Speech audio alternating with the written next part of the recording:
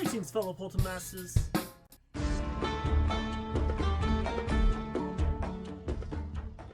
Skylanders Imaginators was announced to two different feedbacks. One being, oh wow, we can create our own Skylanders. They've finally run out of ideas.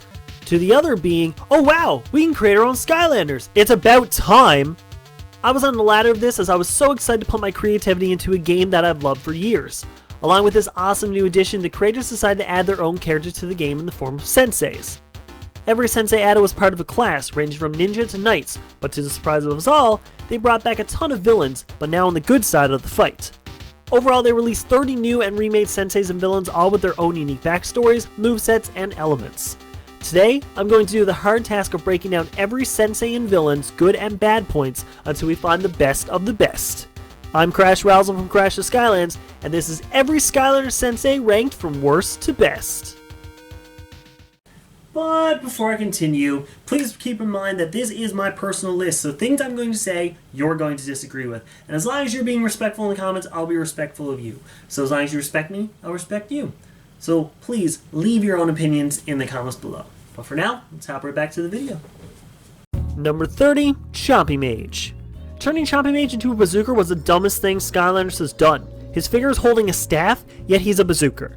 If only he was actually good to cover up this big flaw.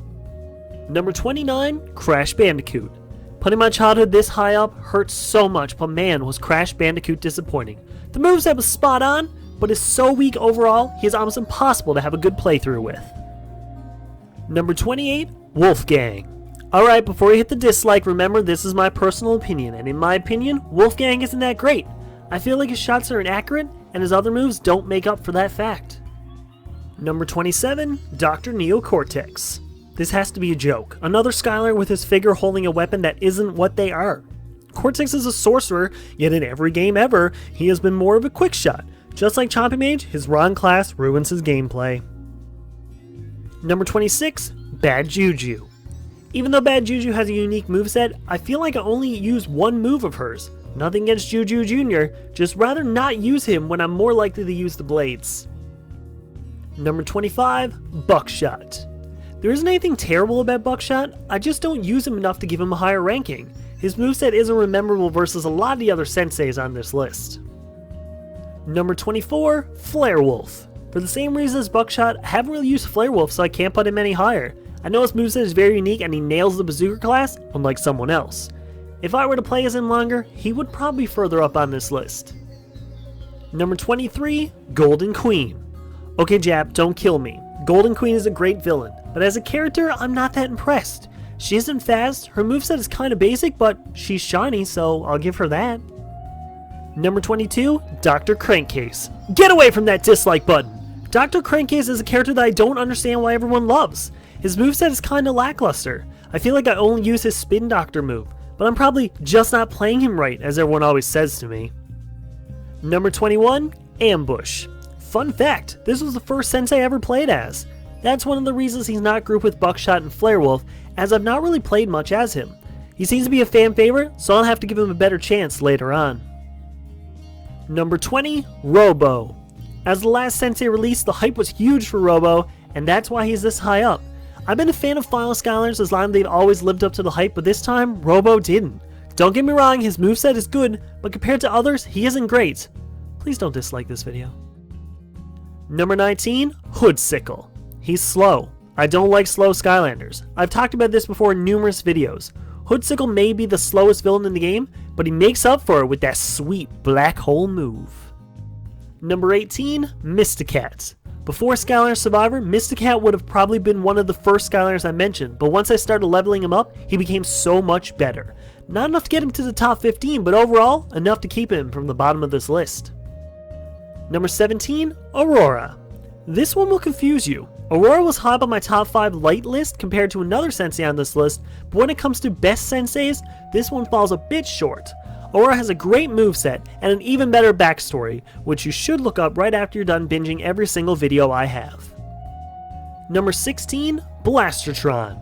Looking past his annoying voice, his sword that shoots lasers and is a regular sword pushes him a little past Aurora. But seriously, if anyone can tell me what that move where he curls himself into a ball and just shakes does, I will pay you. Not well or at all, but I will. Number 15, Airstrike. Why does everyone dislike Airstrike? Is it because of his excellent double hit move? His insanely strong eagle? Or is it his cool goatee? Who knows why, but I know he deserves the exact middle spot on this list for all of that. Number 14, Chopscotch. I used Chopscotch a lot on my first playthrough of this game, which is on this channel and actually launched this channel. She's quick, looks cool, and has a power where you can play hopscotch, aka the simplest but best game of everyone's childhood. Number 13, Kingpin. Kingpin may be the coolest sensei. Yes, that was a lame pun. You're welcome, I'm full of them.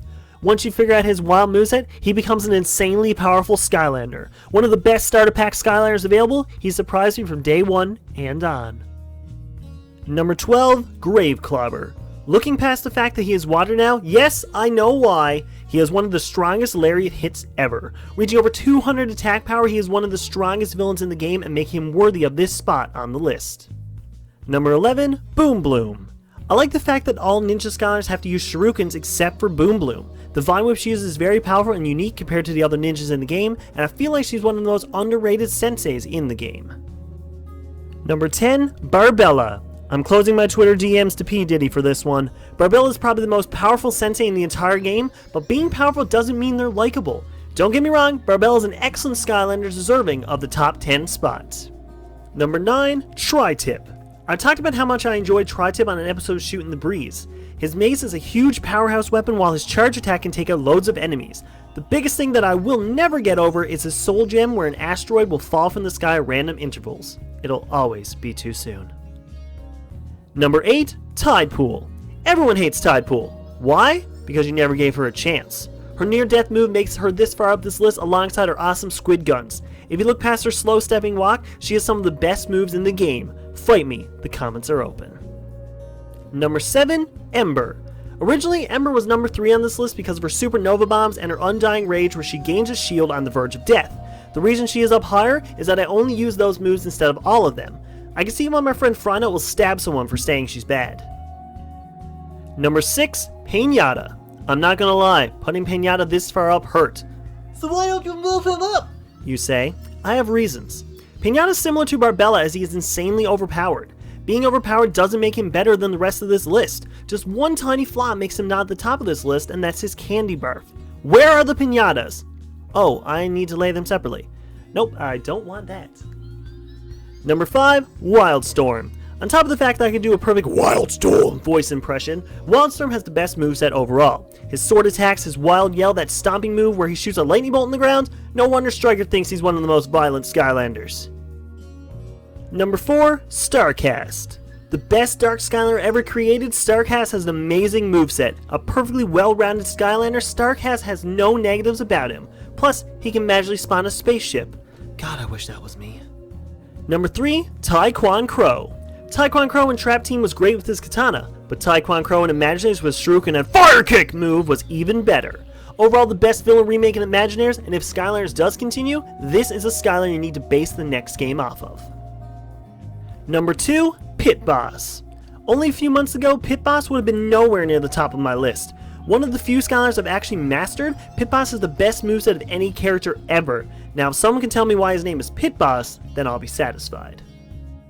Number 1, Chain Reaction. I gave Chain Reaction my top design Skylander as soon as I saw him. I liked him even before I played him, and when I did play him, I instantly liked him. His chainsaw swords hit for multiple damages, the giant thunderstorm he produces, and don't get me started on his Sky Chi move. Which I can't, because I'm saving that for another video. And that's my list. Who's your favorite Skylander sensei? Let me know in the comments below, and while you're down there, give the video a like if you enjoyed it, and subscribe if you enjoy Skylander content. I've been uploading Skylander content for a few years now, and I feel like I'm decently good at it. Also, everyone I mentioned in this video is in the description, so go check out all of the other awesome SkyTubers here on YouTube. Thank you all for watching, and I bid you farewell.